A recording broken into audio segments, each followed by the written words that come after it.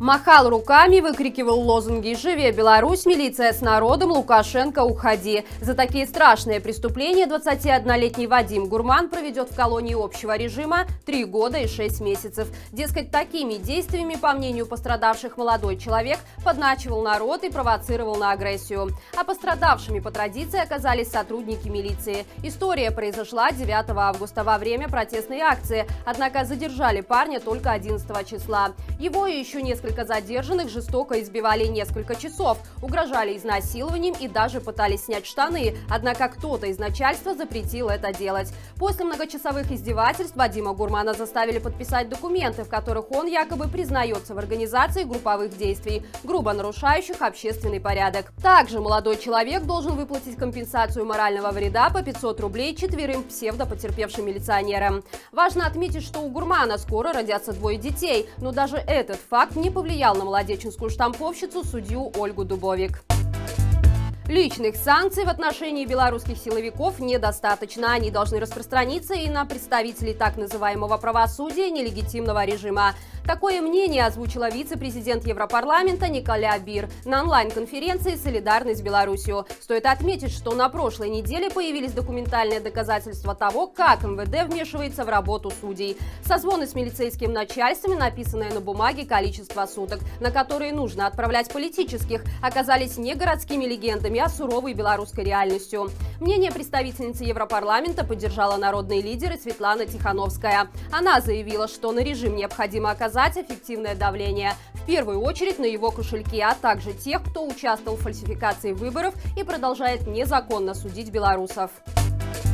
Десятки кафе и ресторанов, поддержавших общенациональную забастовку 16 сентября и 26 октября, были вынуждены закрыться. Это те самые заведения, владельцы которых не просто зарабатывали, а еще и развивали барную и гастрономическую культуры, поднимали планку уровня сервиса. Теперь в Минске и регионах на многих из них сняты вывески. Окна завешены пленкой, а на дверях объявление «Закрыто по техническим причинам». Одни заведения получили предписание о закрытии от санэпидемслужбы, в другие нагрянули проверяющие из МЧС и выписали многотысячные штрафы. В итоге до 1000 человек потеряли рабочие места. Такой исход событий отразится и на бюджете страны, ведь государство недополучит налоги. Что ж, кажется, такими темпами в стране больше не останется приличных заведений, кроме как привокзальное кафе с беляшами и компотом. Добро пожаловать в Советский Союз!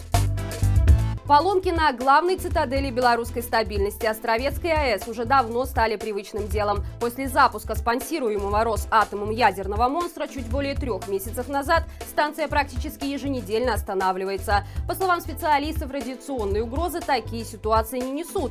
Дескать, ломаются мелкие детали, как правило, трансформаторы, из-за чего происходит аварийное отключение. Видимо, масштаб проблемы оценивают, исходя из того, что пока американские спутники не увидят из космоса подозрительного яркого свечения на станции, опасаться нечего. Тем не менее, поводы для беспокойства есть, и они весьма серьезные. По словам очевидцев из Островца, на днях в трубопроводе одного из циркуляционных насосов АЭС образовалась трещина, из которой струится вода.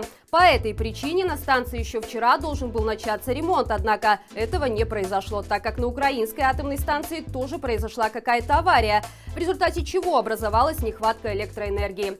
Очевидно, перспектива получить солидный куш от такой ситуации, успев продать украинцам свое электричество, стала причиной решения отложить ремонт на неопределенный срок. Действительно, зачем режиму беспокоиться о безопасности, когда можно воспользоваться случаями срубить побольше денег? Естественно, не для народных нужд.